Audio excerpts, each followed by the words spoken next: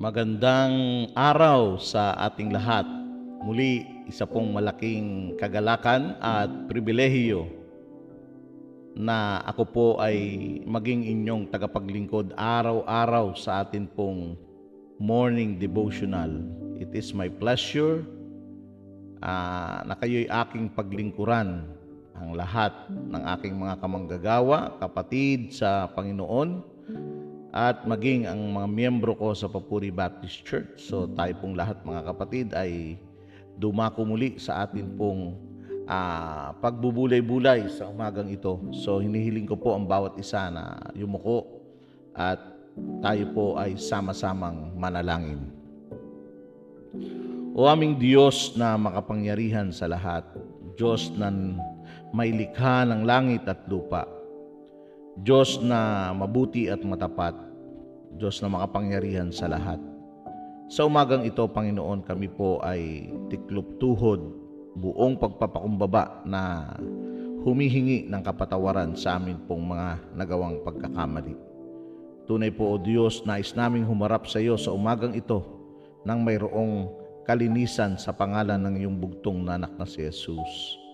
At sa umagang ito, Panginoon, hinihiling po namin ang patuloy na pagtuturo ng banal na Espiritu sa bawat salita mo na amin pong mahayag o na mababasa sa umagang ito at pagbubulay-bulayan. Muli, Panginoon, sa iyo po ang papuri, sa iyo po ang pasasalamat at pinakamataas na pagsamba sa pangalan ni Jesus na aming Panginoon at tagapagligtas. Amen at Amen. Ganito po ang sinasabi ng kaniyang salita sa umagang ito sa Lucas 7:48. Your sins are forgiven. Meron pong kapangyarihan ang pagpapatawad. Meron pong pagpapalaya na nagaganap sa kabila ng pagpapatawad. Sang araw, ang ating Panginoong Kristo ay nilapitan doon sa bahay ng isang Pariseo na kung saan ang babaeng ito ay halos basag na basag ang kanyang puso.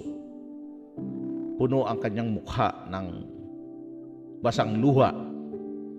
Umiiyak habang kanya pong hinuhugasan ang paa ng ating Panginoong Kristo. At natatakpan ang kanyang mukha ng kanyang buhok na mahaba sapagkat naroroon ang labis na pagkahiya o ang kahihiyan patungkol sa kaniyang sarili. At hindi lamang nakayuko at labis na nahihiya dahil ang katotohanan, ang mga mata ng taong nasa paligid ay nakatutok sa kanya at puno ng panghusga, puno ng pagtatanong na anong bahagi nito o anong parte meron itong babae na ito, bakit nandito siya, at kanyang pinupunasan ang paa ng guro na walang iba kundi ang ating Panginoong Kristo. Ang bawat isa ay nagko-communicate sa kanilang mga mata na kung saan ay puno ng pagkundina, puno ng pagtatanong bakit kailangan niyang hawakan ang Panginoong Kristo nung panahong yun. Dahil ang katotohanan sa kultura nila ay naroroon ng pagkundina sa isang patutot o sa isang babaeng marumi. Sa kapanahunan natin sa ngayon, medyo malalim ho pa ang salita kong patutot. Sa kapanahunan natin sa ngayon, ito ay yung babaeng nagbebenta ng mga aliw o yung mga, sabi pa ng mga panahon namin, 90s, 80s and 90s, mga kalawang o kalatang. Ibig sabihin talagang naroroon na mga hostess. At meron pong panghusga sa mata ng mga taong nasa paligid. At sa babaeng ito ay naroroon po ang katotohanan ng labis na pagkahiya. At ang tawag po sa pagkahiya na yon ay totoong pagkahiya. Naipaksa ko po yan dati, yung well-placed shame. Well-placed shame. At dito ay makikita natin ang puso ng babaeng ito ay mayroong tunay na pagkahiya. At sa ganoong kalalagayan, sa ganoong sitwasyon, binanggit ng ating Panginoong Jesucristo sa babae na yon na ang iyong kasalanan ay pinatawad na. You are, or your sins are forgiven. At nang narinig ito ng mga taong nasa paligid ay sila'y nagbulungan. Nagbulungan sila. Kanya-kanya silang pag-iisip. Bakit itong babaeng ito ay marahil ay pinatawad at marahil din naman bakit ang iba namang mga Pariseo ay nagsasabi, sino ito upang magpatawad? And sa panahong yon ay lalong pinatibay ng ating Panginoong Jesucristo ang statement na kanyang binanggit that your sins are forgiven. Sinabi niya pa sa Lucas 7:50 or 50, your faith has saved you, go in peace. Yun po yung sinabi ng ating Panginoong Jesucristo. Kaya sa ating harapan ay makikita po natin ang usapin o ang issue naroroon po sa tinatawag na pananampalataya o pagtitiwala doon sa darating na biyaya ng Panginoong Jesucristo na kanyang tinuturan. Your sins are forgiven. At ang iyong pananampalataya ang siyang nagligtas sa iyo. It is a future grace. At actually, pwede kong sabihin, present future grace. Dahil sa panahon na yon ay nararanasan niya na. The moment na pinagsisihan niya ang kanyang kasalanan, the moment na siya po ay nahiya o ikinahiya niya yung kanyang mga ginagawang kamalian, yung oras na yon na sinabi ng Panginoon that your sins are forgiven, nag-effect na po kaagad yung biyaya or yung tinatawag na liberating power of forgiveness.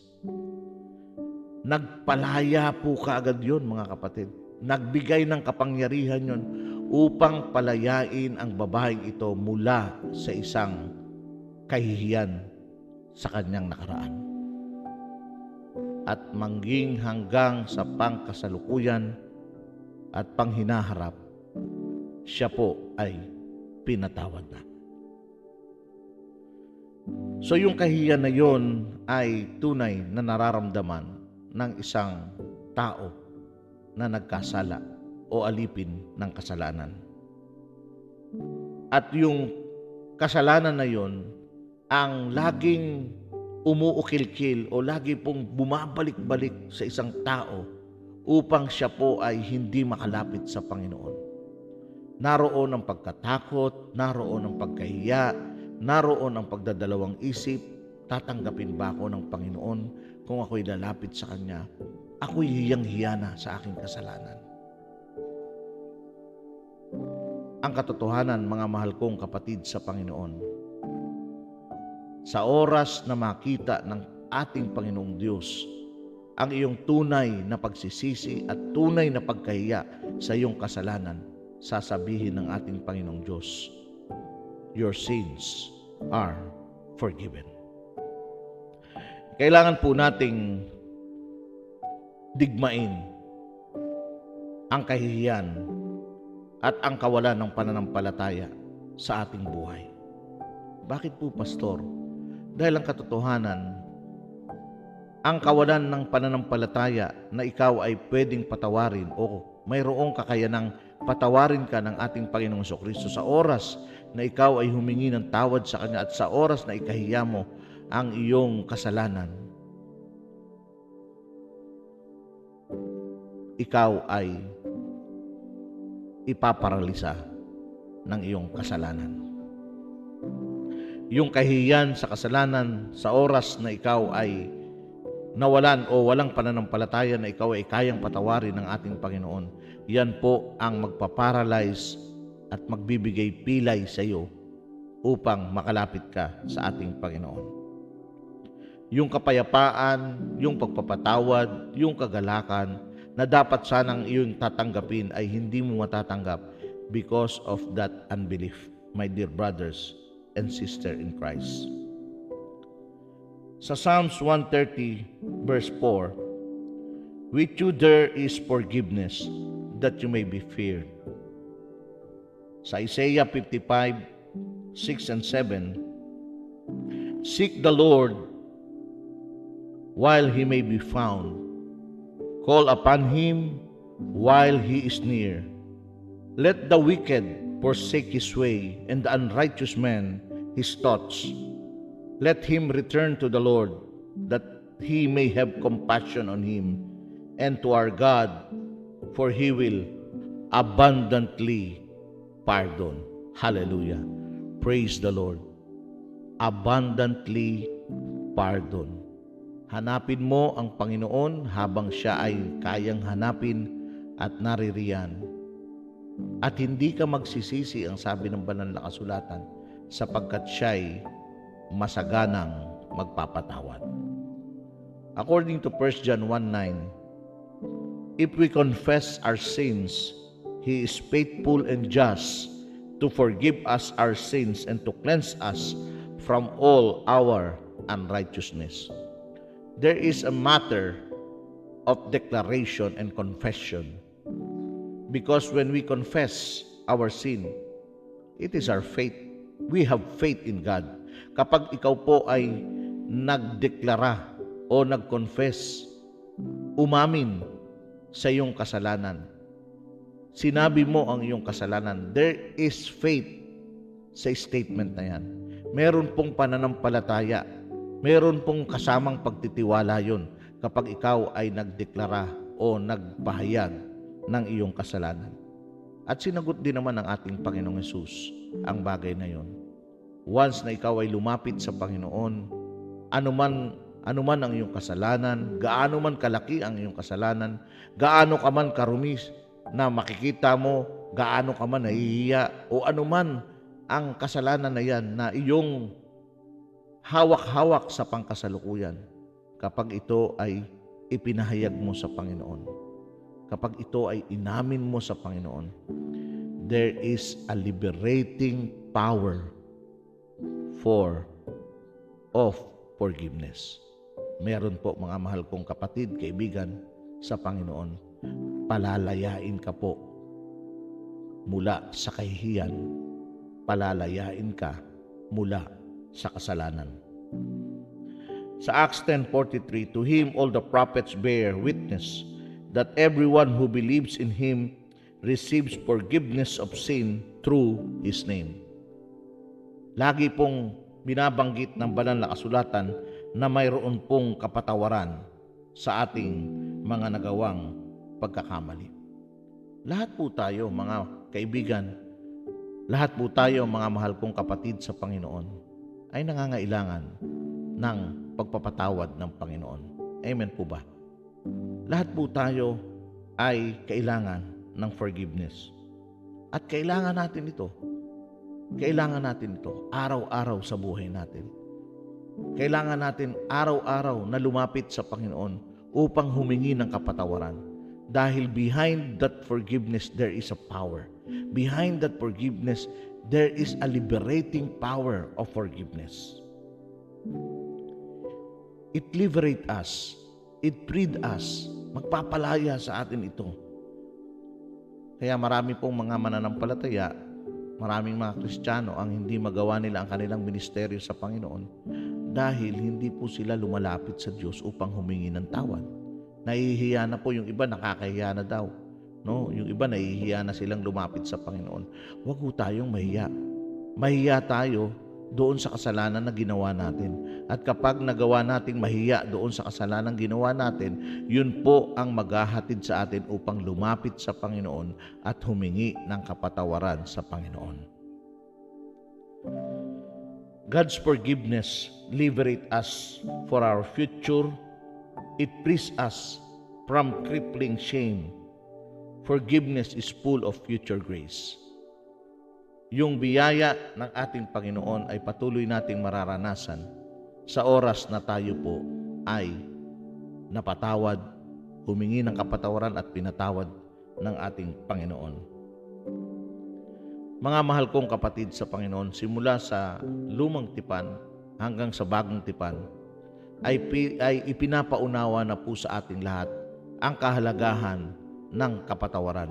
Sa salvation pa lamang po, sa kaligtasan pa lamang po, mga mahal kong kapatid sa Panginoon, sinasabi na ng banal na kasulatan na bago mo tanggapin ang ating Panginoong Jesucristo, kinakailangan mong pagsisihan at talikuran ang iyong kasalanan.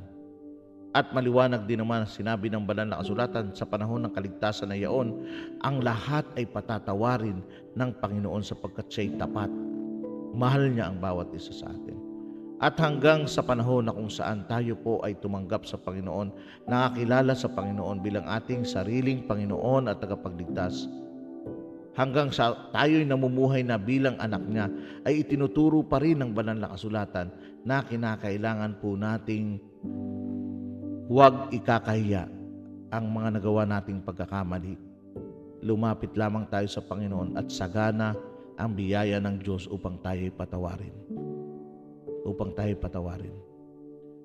Dahil sa oras na tayo po ay nakaranas ng pagpapatawad ng ating Panginoong Jesucristo, naroroon po ang kalayaan. Malaya po tayong makapaglilingkod sa Diyos, puno ng kapayapaan, puno ng kagalakan, puno ng katiyakan.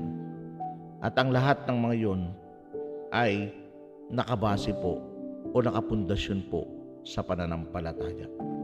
When we live by faith in future grace, rooted in God's forgiveness, we are freed from the lingering, paralyzing effects, even of the shame we deserve to feel.